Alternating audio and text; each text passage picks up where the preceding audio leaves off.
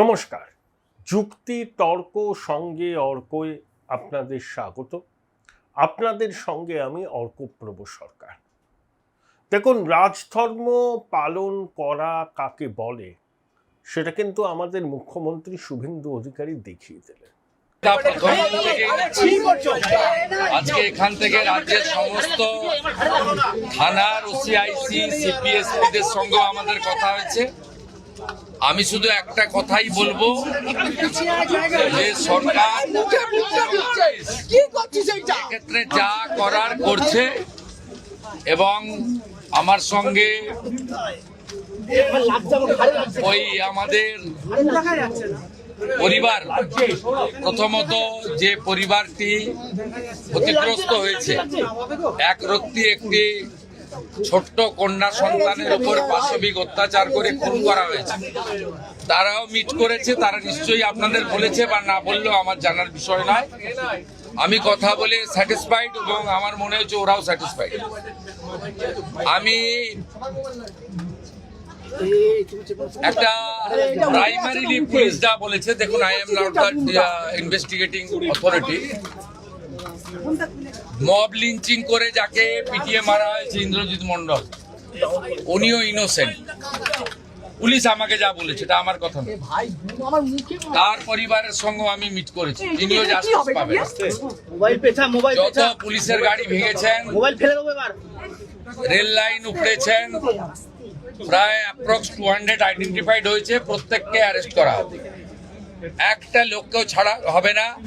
পিছন থেকে যারা উস্কেছেন, পলিটিক্যাল লোক যারা ইলেকশনে রিজেক্ট হয়েছেন, কেউ ক্ষমতা থেকে গেছেন, কেউ শূন্য থেকে এক হয়েছেন, এবং radical force, anti national force যারা পিছন থেকে উস্কেছেন, তাদেরকেও আইডেন্টিফাই করা হয়েছে। তাদের কল রেকর্ড ইত্যাদি ডিজিপির নেতৃত্বে এসটিএফ সব কালেক্ট করেছে।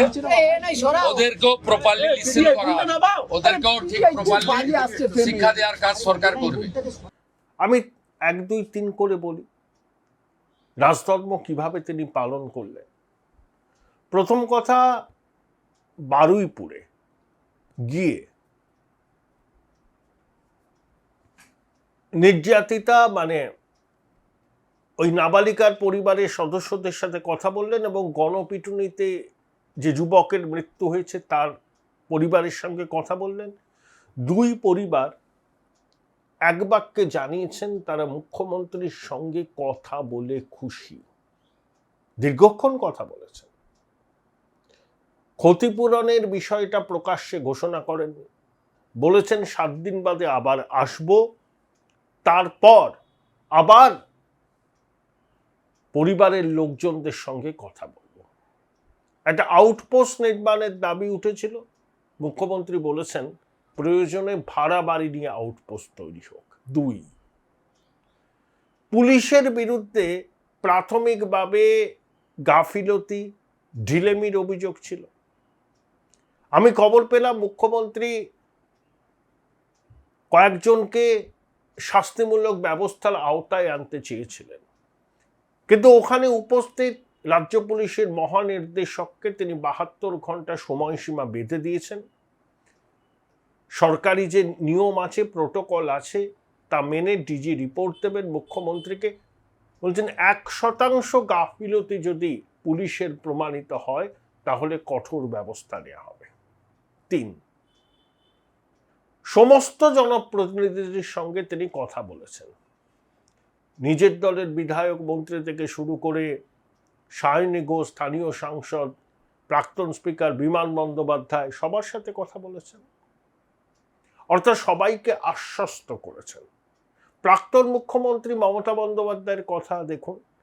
ক্ষমতায় আসার পর হলো পার্ক স্ট্রিট, তারপরে কামদুনি, একের পর এক ঘটনা ঘটেছে। হাঁসখালি, আরজিকর, বগটুই, তারপরে কসবা ল কলেজ, কোথাও আপনি রাজধর্ম পালন করতে দেখেছেন? উল্টে নির্যাতিতার চরিত্র নিয়ে প্রশ্ন তুলেছিলেন। কখনো বলেছিলেন প্রেমের সম্পর্ক ছিল। আর পার্ক স্ট্রিট কাণ্ডের পর এই যে অধুনা বিপ্লবী কাকলি দেবী কি বলেছিলেন আমরা জানি, মুখ্যমন্ত্রীও কি বলেছিলেন আমরা জানি, প্রাক্তন মুখ্যমন্ত্রী, ছোট্ট ঘটনা। আর আরজি করের পরে ডিসি সেন্ট্রাল অভিষেক গুপ্তাকে দিয়ে টাকা পাঠিয়েছিলেন নির্যাতিতার পরিবারকে মুখ বন্ধ রাখার জন্য। ক্ষতিপূরণ দেওয়াই যায়। ক্ষতিপূরণ দেওয়ার অর্থ এই নয় যে কেউ সরকারের কোনো সিদ্ধান্তের বিরুদ্ধে মুখ খুলবে না। প্রাক্তন মুখ্যমন্ত্রী এটা করতেন যে টাকা দিয়ে মুখ বন্ধ করা, এবং প্রকাশ্যে ঘোষণা করলেন এত টাকা ক্ষতিপূরণ দিলাম ইত্যাদি ইত্যাদি। এই পরিবর্তনটা কিন্তু সবার চোখে পড়েছে। এই 2025-এর অক্টোবরে সম্ভবত জলপাইগুড়িতে তখন বিরোধী দলনেতা শুভেন্দুবাবু বলেছিলেন যে ধর্ষণ এই ধরনের ঘটনায় যারা অভিযুক্ত হবে, প্রমাণ হবে যে এরা কাণ্ডটা করেছে, সকালে জমা বিকেলে খরচ। বারুইপুর কাণ্ডের অন্যতম অভিযুক্ত প্রভাস মণ্ডল,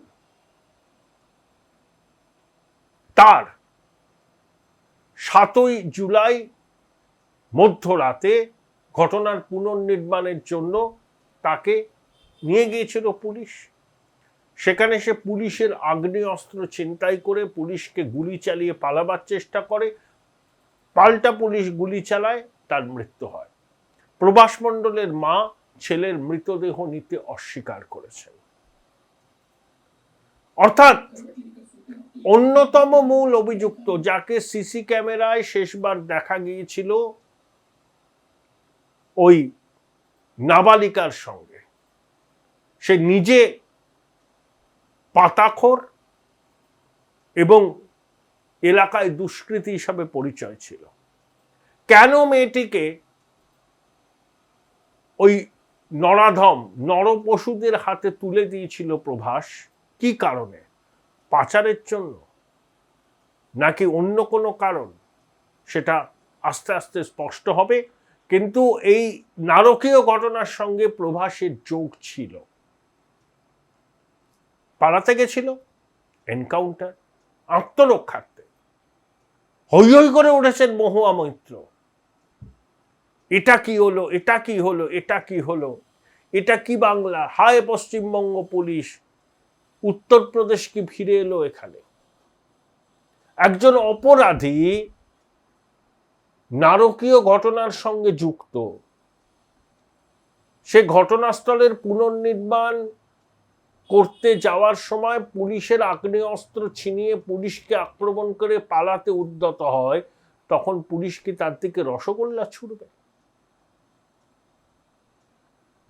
মহুয়া দেবীরা একটা জিনিস বোঝেন না, এটা হীরক রানীর সরকার নয়। নারকীয় ঘটনা ঘটলে, ছোট্ট ঘটনা, নির্যাতিতার চরিত্র নিয়ে প্রশ্ন তোলা, কাকলি দেবীর কথাটা মানুষের মনে আছে, খদ্দেরের সঙ্গে রেটে পোষায়নি। পার্কস্ট্রিট কাণ্ডের পর বলেছিলেন এখন মহান বিপ্লবী হয়েছে, চিনে রাখুন বঙ্গবাসী এদের। একটা বহুরূপী ব্যানার্জি নয়, অনেক বহুরূপী আছে। রাতারাতি কিরকম ভুল পাল্টেছে। তা মহুয়া মৈত্রর হঠাৎ উথলে উঠছে কেন দরদ? সকালে জমা বিকেলে খরচ। কেউ যদি পুলিশের কাস্টডি থেকে পালাতে চায়, পুলিশের আগ্নেয়াস্ত্র ছিনতাই করে গুলি চালায় পুলিশের দিকে, পুলিশ কি করবে? রসগোল্লা ছুড়বে, গাঁদার মালা পরাবে, রজনীগন্ধার মালা পরাবে। এটা নিয়ে বিতর্ক হবে, বাম কংগ্রেস তোলামূল রেড়ে করে উঠবে। কিন্তু আমি সাধারণ মানুষ, যারা আমার দর্শক, তাদের মতামতটা জানতে চাই যে একজন দুষ্কৃতী যদি পুলিশের অস্ত্র ছিনিয়ে নিয়ে পালাতে চেষ্টা করে, তখন পুলিশ কি করবে? আপনাদের মতামত জানান। শুরু হয়ে গেছে, যোগী মডেল চালু হলো রাজ্যে। আরে যোগী মডেল নিয়ে বিতর্ক থাকতে পারে, কিন্তু উত্তরপ্রদেশের মানুষ ওই বুলডোজার দিয়ে অবৈধ নির্মাণ গুড়িয়ে দেওয়াকে সমর্থন করে। সকালে জমা বিকেলে খরচ, যারা জঘন্যতম অপরাধের সঙ্গে যুক্ত, সরকারি পয়সায় তাদেরকে ভাত খাওয়ানোর পক্ষে নয়। আজমল কাসাবকে আমরা কতদিন ধরে খাইয়ে পরিয়ে ছিলাম? বহুদিন।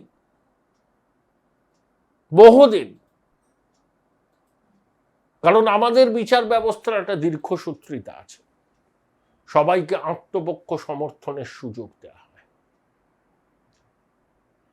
কিন্তু এই ধরনের নারকীয় অপরাধের সঙ্গে যারা যুক্ত, দীর্ঘ বিচার প্রক্রিয়ায় অনেক সময় ন্যায় বিচার থেকে বঞ্চিত হয় নির্যাতিতার পরিবার। আর এই প্রভাস মণ্ডল পুলিশের দাবি, সে পুলিশের অস্ত্র ছিনিয়ে নিয়ে পালাতে গেছিল, পুলিশকে লক্ষ্য করে গুলি চালিয়েছিল।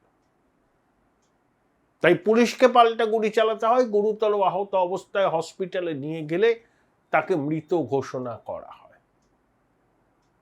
গেল রব তুলছেন কেন?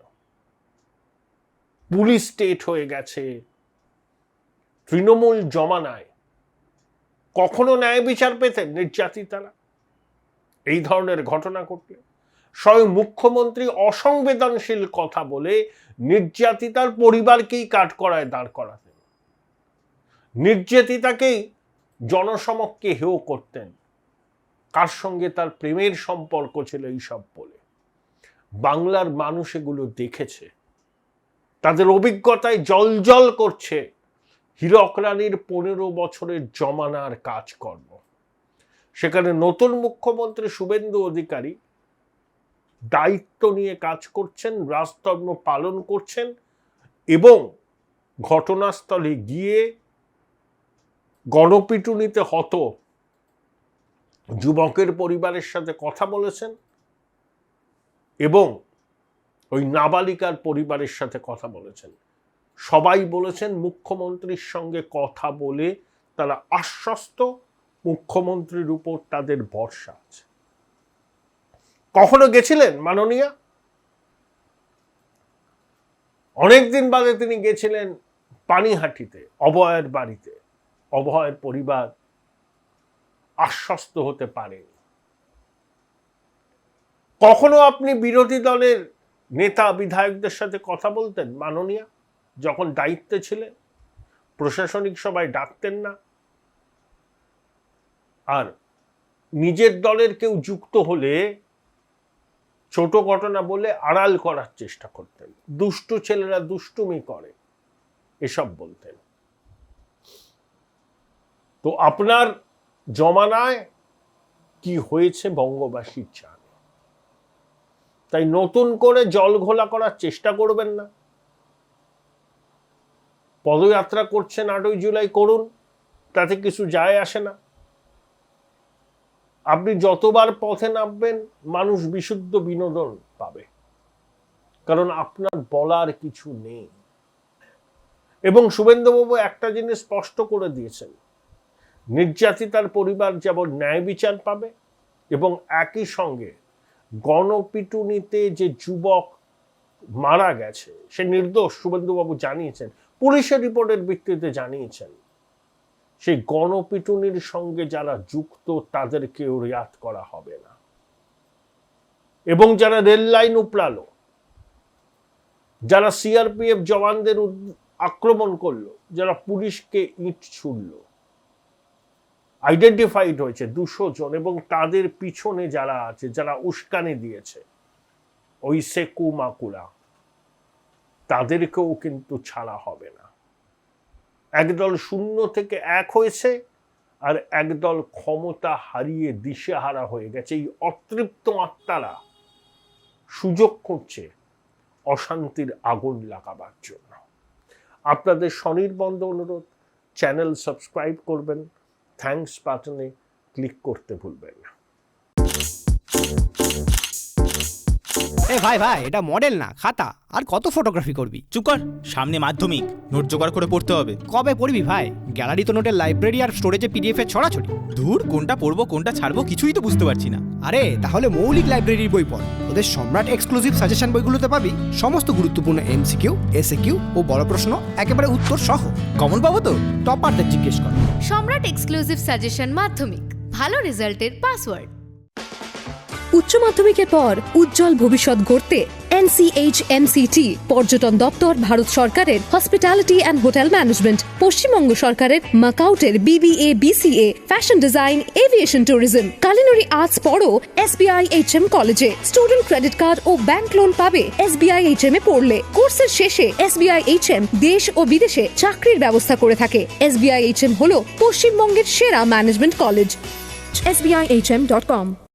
বোলপুর শহরের কোলাহল থেকে মাত্র 20 মিনিট দূরেই রয়েছে সুন্দর রিসর্ট, যেখানে পেয়ে যাবে স্পেশিয়াস আর এস্থেটিক্যালি ডিজাইন রুম। তোমরা যারা গ্রুপে যাও তাদের জন্য আছে কমফোর্টেবল গ্রুপ স্টে অপশন, আর কাপলদের জন্য রয়েছে লাক্সারিয়াস সুইট রুম, তার উপর আবার ফ্ল্যাট 10% অফ। এখানে প্রকৃতির মাঝে তোমরা পেয়ে যাবে একটা সুন্দর সুইমিং পুল, ছোটদের জন্য প্লে এরিয়া আর একটা এস্থেটিক সেলফি কর্নার।